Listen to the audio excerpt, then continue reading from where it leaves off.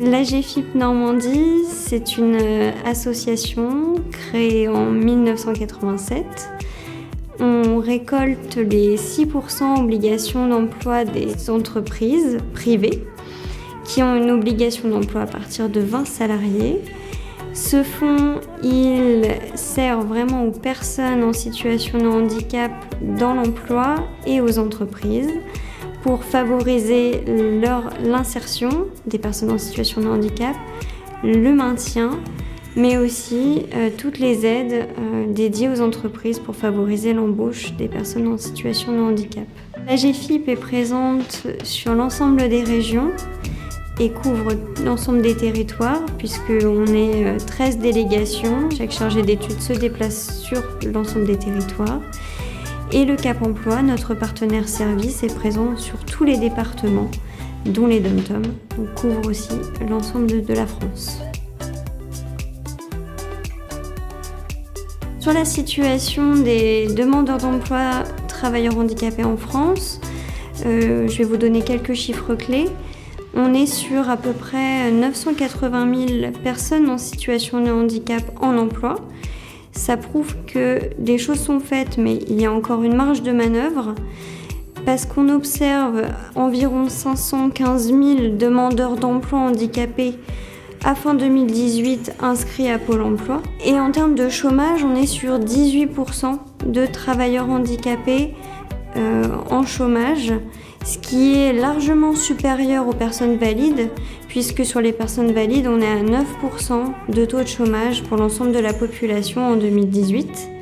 Donc, ce qui prouve encore qu'il y a des choses à faire, mais on reste quand même, il y a des personnes demandeurs d'emploi qui sont en emploi et pour lesquelles ça fonctionne bien. Sur les structures qui peuvent accompagner les personnes demandeurs d'emploi reconnus travailleurs handicapés, vous allez avoir deux options. Ce qui va permettre de faire le choix de ces deux options, c'est la CDAPH. Donc c'est une commission au sein d'une maison départementale des personnes en situation de handicap, donc dans tous les départements, qui va orienter la personne handicapée soit en milieu ordinaire de travail, soit en milieu spécifique de travail. S'il y a une orientation vers un milieu spécifique de travail, là on est dans le monde du médico-social. Donc la personne va être orientée vers un ESAT, c'est un établissement de service d'aide par le travail, et va faire des tâches qui sont adaptées à son rythme de travail et pour qu'elle puisse aussi avoir une équivalence sur son statut de travailleur handicapé.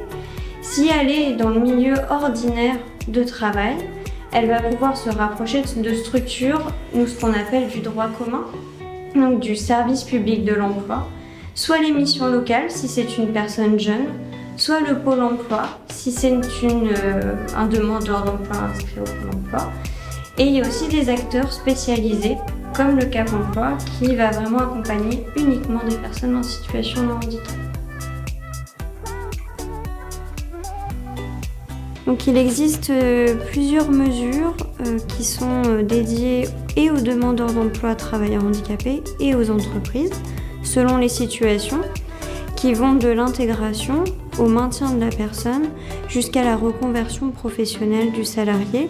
On essaye vraiment d'être sur une palette d'aides adaptée à tous les besoins de la vie professionnelle d'une personne. Et ces aides, elles sont du coup réalisées par l'AGFIP, puisque comme je vous le disais dans la présentation, on a un fonds et ce fonds il est fait pour ça. Donc soit le demandeur d'emploi demande directement une aide auprès de l'AGFIP, qui peut être pour des prothèses auditives et du coup faciliter son travail si elle a des difficultés auditives, jusqu'à des aides techniques à la mobilité ou des aides au parcours ou à la formation. Et pour les entreprises, on est vraiment sur des aides au maintien, des aides à l'intégration, mais aussi des aides techniques à l'aménagement de la situation de travail. Le Cap Emploi, c'est notre partenaire service. On finance le Cap Emploi en lien avec le FIP, le Pôle emploi et l'État. Il a deux missions principales. La mission d'insertion, où là vraiment être dans l'accompagnement du public pour construire le projet professionnel du travailleur handicapé, donc soit sur des phases de demande de formation, soit sur justement des aménagements préalables à son intégration dans l'entreprise. Et sa deuxième mission, c'est la partie maintien. Lorsqu'un salarié a des difficultés au sein de son entreprise et nécessite un accompagnement particulier, le Cap Emploi peut venir dans l'entreprise. Donc on dit que c'est une tierce personne qui vient aider et l'entreprise et le salarié à trouver des aménagements optimaux de la situation de travail. Le maintien dans l'emploi, qu'est-ce que c'est ?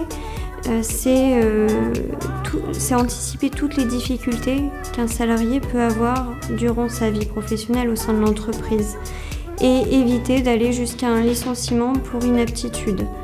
Dans ce cas-là, l'employeur peut solliciter soit le Cap Emploi pour du coup le côté tierce personne qui va accompagner l'entreprise, mais aussi les services de santé au travail avec la médecine du travail et les infirmiers du travail, pouvant l'accompagner pour diagnostiquer en fait la situation et voir quelles pourraient être les compensations à mettre en place pour que le salarié reste en poste, soit de l'aménagement technique avec des fauteuils ergonomiques par exemple s'il y a des problématiques de dos, ou bien des aménagements aussi organisationnels. Donc ça c'est pris en charge par l'AGEFIP en partie, selon la situation, sur des entreprises privées. Et il y a aussi donc l'accompagnement de structures tierces comme le Cap Emploi ou les services de santé au travail. Pour ce qui concerne les aides à la formation, l'AGEFIP effectivement a un catalogue d'aides important, dont les aides à la formation. Ça peut être pendant toute la vie du salarié, soit quand il est demandeur d'emploi, donc des aides avant l'intégration, en lien avec le service public de l'emploi, mais aussi au cours de sa vie professionnelle et notamment sur la reconversion professionnelle, où là l'AGEFIP peut aussi intervenir. On a un catalogue assez conséquent, on intervient après le droit commun. Donc on intervient beaucoup en articulation avec les autres acteurs de la formation et de l'emploi. Et vous pouvez consulter notre catalogue sur notre site internet agefip.fr. Que vous soyez une personne en situation de handicap, une entreprise, ce qu'il faut noter, c'est qu'il y a des personnes, des structures qui sont là pour vous accompagner.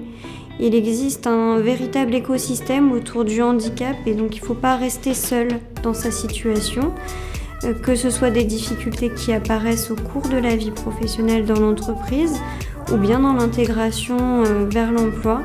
Il y a des acteurs qui sont là pour aider dans toutes les démarches et aussi sur des aménagements de situation pour que les personnes ne restent pas seules avec leurs difficultés.